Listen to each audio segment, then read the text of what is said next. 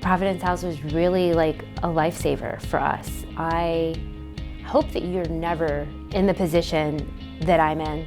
But if it ever happens, I thank God for a place like Providence House because I didn't have any options.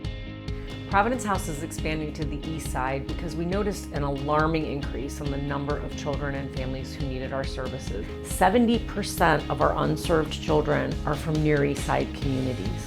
And so we're going where the children are. Providence House does a lot to help single parent households.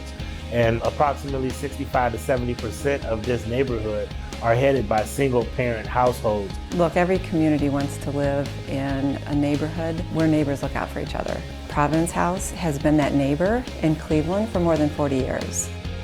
When you think about the types of opportunities that are available, it can be really frustrating because a lot of times the quality is not there.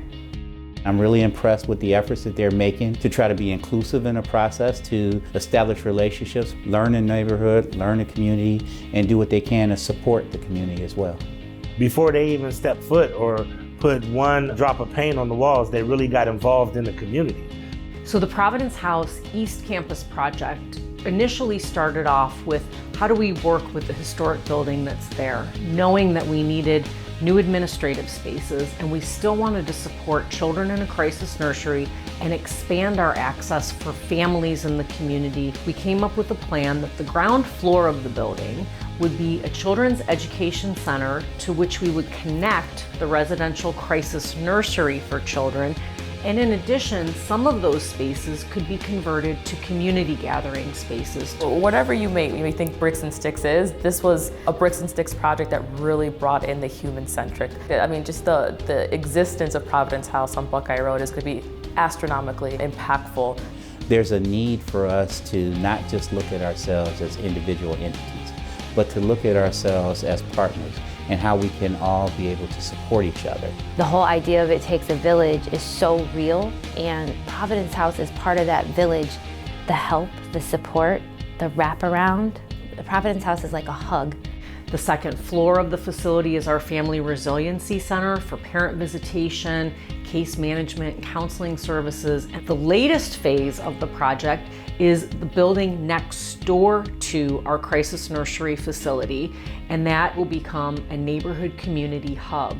And we really want to make sure that the families we're serving on our East Campus have the same opportunity to connect to long-term support services right there in their neighborhood. Proximity is huge. A lot of the women that you serve probably can walk here. It's a big city, but it's a small town, and a lot of people that live on the east side don't like to go to the west side for services.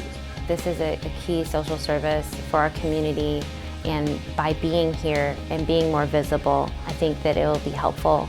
We have had amazing reception from the community, from merchants, from residents, clients who we've served on our West Campus who live in the neighborhood are thankful that we're going to be in their community for them. I think for any nonprofit to take on a capital project is huge. We're chasing every day just to keep the operations funded and raise the dollars we need to support our services. This was really a community effort to pull this all together, and that is really what's been amazing about this project. It's because of the partnership of the community, the whole community, that we're able to do this. Needing support and needing a safe space for your children it's not a great feeling, but having it available can make or break a family.